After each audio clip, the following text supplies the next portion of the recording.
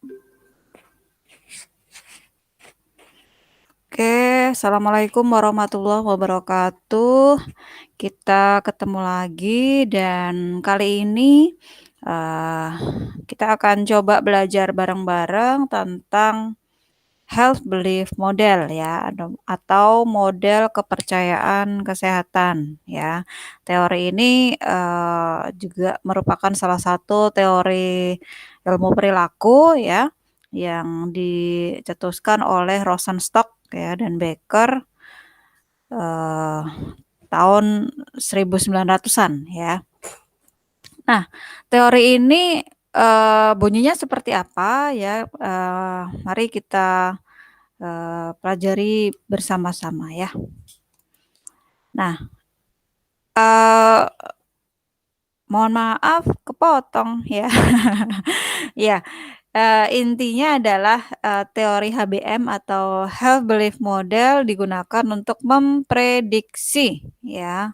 Memprediksi apa? Karena ini merupakan teori ilmu perilaku, jadi yang diprediksi adalah perilaku kesehatan. Jadi memprediksi itu apa? Meramalkan gitu kan. Jadi, eee, misalnya bulan ini bulan, apa nih, Oktober ya, Oktober dan sebentar lagi, eee, pemerintah sebenarnya sudah memperkirakan ya bahwa di bulan Desember, Januari ya, pergantian tahun nanti akan, diprediksi muncul gelombang ketiga ya untuk Covid. Nah, dengan perkiraan, eee, kejadian seperti itu, maka perilaku kesehatan pun kita bisa prediksi gitu ya.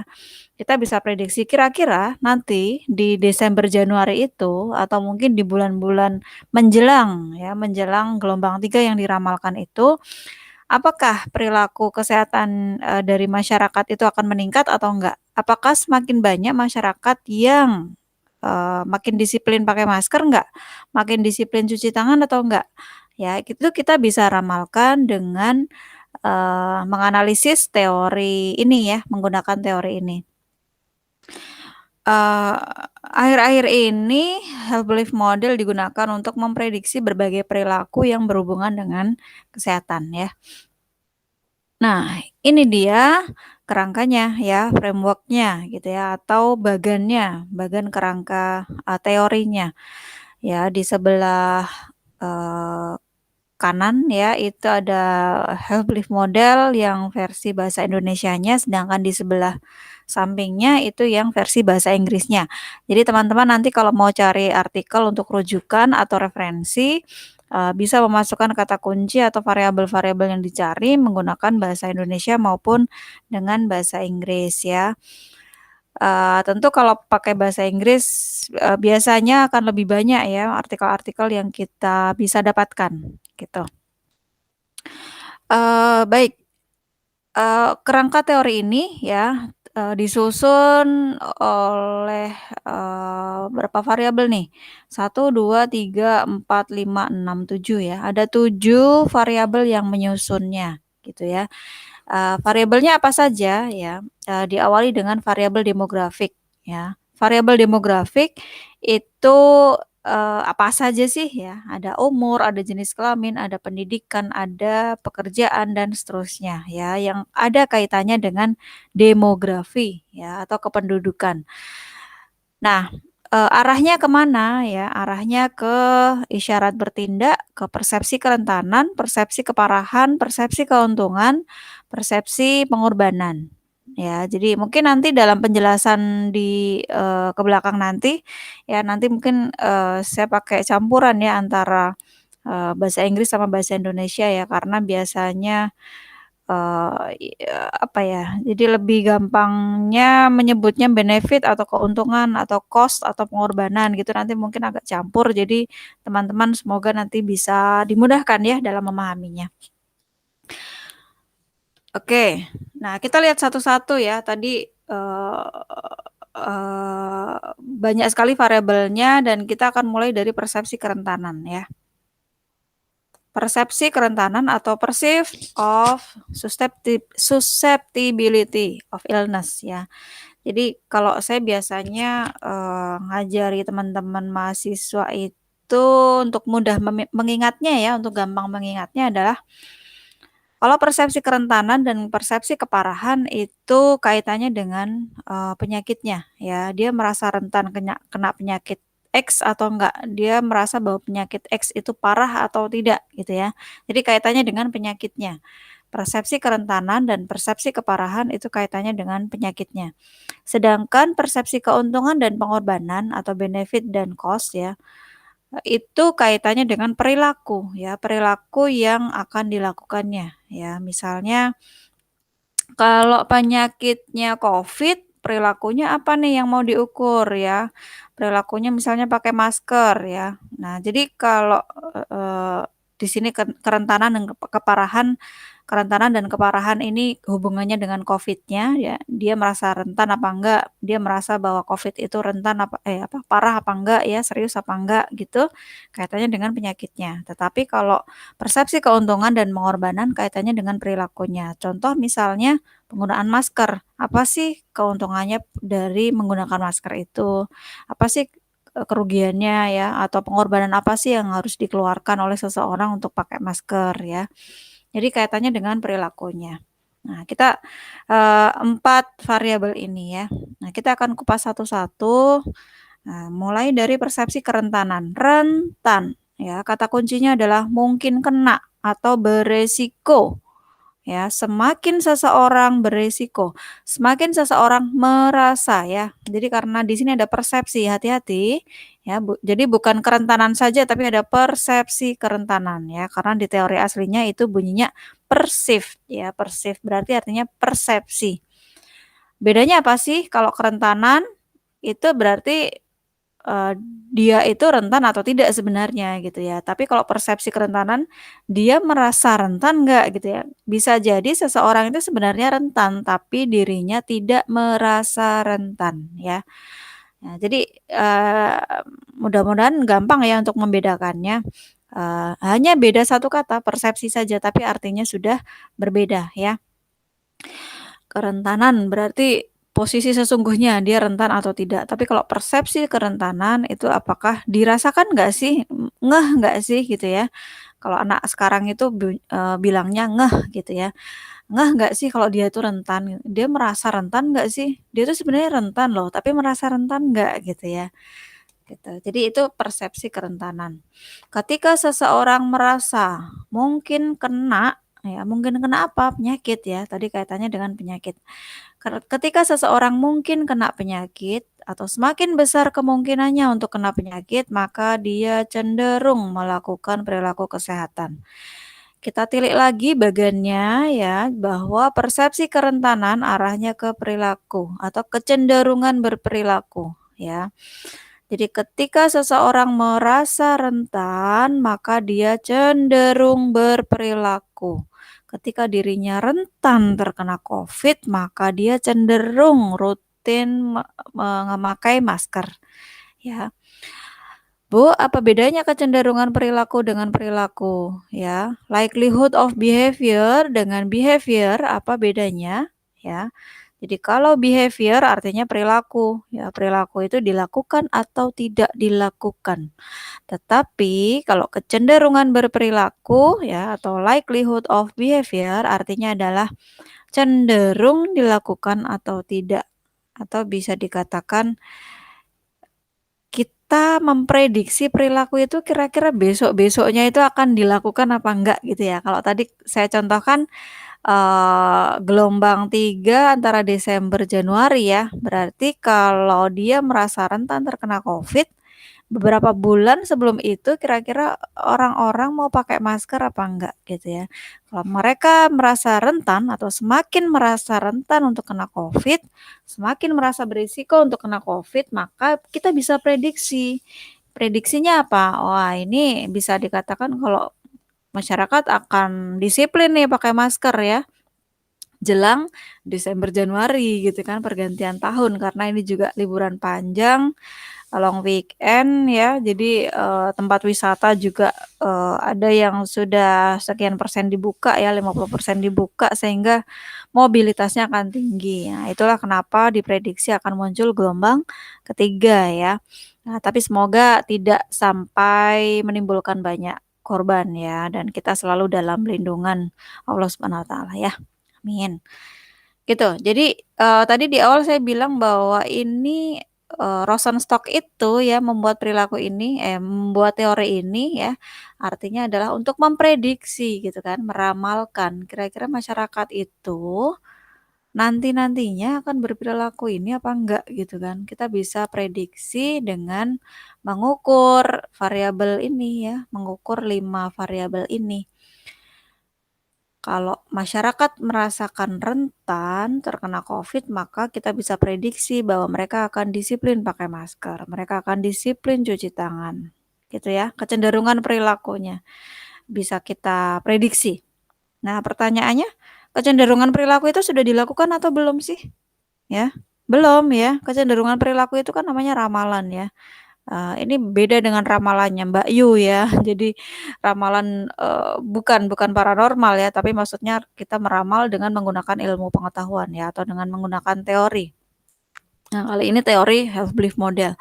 Jadi kita bisa meramalkan perilaku yang akan datang ya, perilaku masyarakat itu akan bagaimana gitu ya. Kita bisa lihat, persepsi kerentanannya ya. Mungkin kena ya, beresiko terkena atau peluang kena. Jadi ini kata kuncinya. Jadi misalnya teman-teman mau mengukur bagaimana sih persepsi kerentanan masyarakat di RT saya, teman-teman bisa menyebarkan kuesioner dengan pertanyaan yang di dalamnya ada kata kunci ini. Mungkin kena saya, mungkin kena Covid. Ketika dia menjawab iya, berarti persepsi kerentanannya bagus ya. Jadi dia merasa rentan. Dia merasa rentan terkena Covid. Bisa diprediksi kecenderungan berperilakunya akan, safe gitu ya, atau mereka, pasti akan pakai masker. Karena teorinya gitu ya, nggak mungkin kalau seseorang merasa rentan kok perilakunya akan nggak sehat, itu, eee, tidak masuk akal ya, tapi teorinya bilangnya seperti itu. Oke, lanjut di persepsi keseriusan ya. Variabel yang kedua, perceive of severity of illness ya. Persepsi keseriusan. Jadi ketika seseorang menganggap bahwa penyakit, ya, contohnya misalnya COVID. COVID itu serius ya. Serius itu apa sih? Serius itu gawat ya. Ini nggak bisa nggak bisa apa namanya, indikatornya apa sih dikatakan gawat.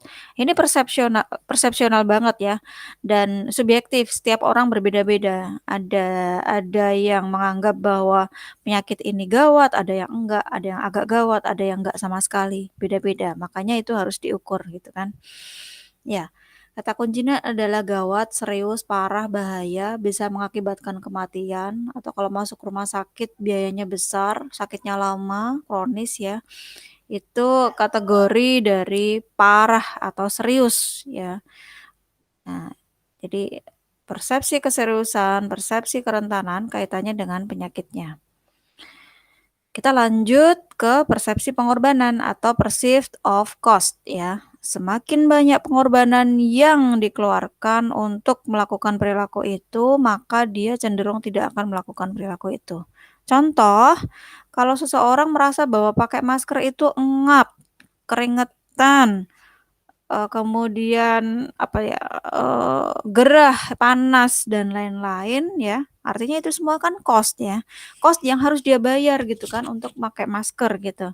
Kalau itu besar maka bisa diprediksi dia nggak akan pakai masker ya, atau dia nggak akan rutin pakai masker, atau dia nggak akan disiplin pakai masker, gitu ya. Jadi hanya dengan mengetahui persepsi pengorbanan yang dia rasakan ya, itu kita bisa prediksi dia akan melakukan perilaku itu apa enggak, itu. Gampang ya, ternyata di logika aja gampang ya. Nah, terus kebalikannya, persepsi benefit atau keuntungan ya. Ketika seseorang merasa bahwa perilaku itu menguntungkan, ya, menyenangkan, membahagiakan, dianggap lebih gaul, ya banyak orang mengapresiasi, maka dia cenderung akan melakukan perilaku itu, ya. Kalau dia merasa bahwa, "Ih, aku pakai masker keren ya, lebih aman, lebih safety, resikonya kecil." Dia merasakan keuntungan itu, maka dia akan cenderung pakai masker, ya. Ya, mohon maaf saya kasih contoh yang saya sampaikan berbeda dengan contoh yang ditulis di sini ya. Jadi, nggak masalah saya kira ya, nanti teman-teman mungkin bisa, mengaplikasikan pada perilaku yang lain ya, karena memang banyak sekali kita bisa terapkan pada, berbagai macam perilaku kesehatan. Nah, teorinya adalah cost versus benefit ya. Ketika manfaat yang dirasakan lebih besar daripada cost atau hambatan, maka maka akan cenderung melakukan perilaku itu, ya. Dan karena seseorang lebih siap ya untuk melakukan perilaku itu. Kemudian sebaliknya, kalau hambatan atau cost-nya lebih besar daripada manfaat yang dirasakan, maka individu nggak siap untuk berubah perilaku, ya, gitu. Nah, masih ada satu lagi nih variabel yang belum dibahas ya. Ada persepsi kerentanan, keseriusan, persepsi keuntungan, persepsi kerugian ya. Satu lagi yang terakhir adalah isyarat bertindak. Apa itu? Ya, biasa disebut choose to action ya, mempengaruhi seseorang dalam mendapatkan pengertian yang benar tentang kerentanan, kegawatan, kerugian dan dari tindakan pencegahan dan pengobatan yang dilakukan. Nah, isyarat bertindak ini bisa dari internal, bisa dari eksternal. Contohnya apa? Jadi tanda-tanda bertindak gitu ya, isyarat itu kan tanda-tanda bertindak, tanda-tanda berperilaku. Kita bisa lihat ya, kira-kira dia mau melakukan ini enggak ya, gitu kan. Kita bisa lihat tanda-tandanya dari internal maupun eksternal. Kalau internal itu misalnya ketika seseorang sudah mulai ada gejala ya, berasal dari dirinya sendiri gitu kan. Gejalanya muncul dan dia bisa merasakan itu, maka kita sebenarnya bisa prediksi ya. Wah, ini kayaknya habis ini dia pasti akan melakukan ya. Kita bisa prediksi dia akan melakukan perilaku pencegahan atau pengobatan atau apa gitu ya, perilaku sehat gitu ya. Kemudian kalau eksternal itu bentuknya informasi dari bisa petugas kesehatan, bisa dari internet, bisa dari manapun ya, televisi, sosial media, atau media-media yang lain. Ketika seseorang semakin banyak terpapar informasi dari media, kita bisa prediksi maka dia akan cenderung melakukan perilaku pencegahan ya atau perilaku kesehatan. Nah, paling seringnya teori HBM ini digunakan untuk memprediksi perilaku pencegahan ya, perilaku pencegahan. Nah, cuman pencegahan ini kalau kita kembali ke definisinya level of prevention ya, ada 5 level pencegahan gitu kan. Nanti di sesi yang lain ya, nanti kita bisa belajar bersama-sama ya, dan kita nggak akan bahas di sesi ini ya. Oke, itu tadi ya, isyarat bertindak, persepsi kerentanan, persepsi keparahan, persepsi keuntungan, dan persepsi pengorbanan, semuanya kalau skornya bagus, itu nanti akan memudahkan kita untuk memprediksi, ya, perilaku itu akan cenderung siap untuk dilakukan, gitu ya. Tapi sebaliknya, ketika seseorang persepsi atau 5 variabel, yang menjadi penyebab ini skornya rendah ya atau negatif, nah nanti arahnya maka perilaku pencegahan itu tidak siap untuk dilakukan ya atau cenderung tidak dilakukan. Nah itu ya, jadi kalau kita memprediksi perilaku ini kira-kira dilakukan enggak, dalam, waktu yang akan datang, maka kita bisa mengukur atau menyebar kuesioner yang berisi pertanyaan tentang 5 variabel ini. Nah, kalau sudah ketahuan ya hasil kuesionernya atau hasil penelitiannya bagaimana, apakah masalahnya ada di persepsi keparahan ya, berarti kalau skornya rendah di persepsi keparahan, berarti yang kita perbaiki di masyarakat adalah ini. Nah, berarti edukasi, penyuluhan, pelatihan tentang apa? Meningkatkan persepsi keparahan gitu ya. Mereka rentan sih tapi menganggap penyakit itu sepele. Lah berarti kita perlu meningkatkan kewaspadaan agar mereka merasa bahwa ini penyakit yang serius, gitu kan. gitu. Ya, jadi tepat sasaran ketika yang kurang persepsi keuntungan, maka yang kita edukasi di masyarakat adalah ini, menyampaikan beberapa keuntungan dari perilaku pencegahan yang kita promosikan, gitu, ya. Dan kelima-lima variabel ini ya, kelima-limanya ini dipengaruhi oleh variabel demografi, ya, dipengaruhi oleh umur, jenis kelamin, ya. Nah, ini bisa diambil contoh misalnya, mmm, umur ya, saya kasih contoh satu misalnya umur, ketika umurnya sudah semakin tua maka dia, persepsi kerentanannya atau semakin semakin mereka merasa bahwa rentan terkena penyakit hipertensi misalnya ya. Jadi, kaitannya seperti itu ya, kenapa ke umur ya, karena umur muda dan umur tua itu mempengaruhi persepsi-persepsi yang tertulis di sini. Begitu juga jenis kelamin, ya, laki-laki kan nggak ada risiko kanker serviks ya. Nah, perempuan nggak ada risiko kanker prostat gitu kan. Nah, jadi itu kaitannya variabel demografi dengan kelima variabel di sini. Oke. Iya, ini contoh yang tadi kita sudah bahas panjang lebar ya, sudah kami jelaskan berikut dengan contohnya dan ketika dirangkum jadinya seperti ini. Ya, nanti teman-teman bisa pelajari, bisa resapi, pelan-pelan ya, dan ini sangat, logis ya, sangat mudah diterima logika kita. Nah, seperti halnya teori-teori yang lain, di realita kehidupan di masyarakat pasti tidak semuanya, tidak 100% masyarakat itu sesuai dengan teori ini gitu ya. Jadi prakteknya kadang ada loh seseorang merasa rentan, merasa bahwa penyakit itu serius, tapi dia nggak mau pakai masker ya. Nah, ini justru kalau tidak sesuai dengan teori, maka apa yang harus kita perbaiki, kita lihat variabel apa di sini yang bermasalah, sehingga kita bisa lakukan intervensi ya, atau perbaikan-perbaikan untuk memperbaiki ini ya, meningkatkan skor dari, persepsi ini ya, atau isyarat bertindak yang masih kurang gitu. Kalau edukasinya masih kurang, masyarakat, belum banyak mendapat informasi tentang vaksin, ya berarti itu yang kita lakukan nanti gitu ya. Jadi, ini sangat bermanfaat untuk program kesehatan, terutama untuk memprediksi perilaku pencegahan yang, akan terjadi di masyarakat ya. Nah, dengan menggunakan aplikasi penerapan teori ini, maka petugas kesehatan akan mudah ya dalam mengendalikan lonjakan kasus ya, kasus penyakit tidak hanya Covid tapi penyakit-penyakit yang lain ya. Dengan memprediksi perilaku pencegahan yang kemungkinan dilakukan oleh masyarakat atau tidak, gitu.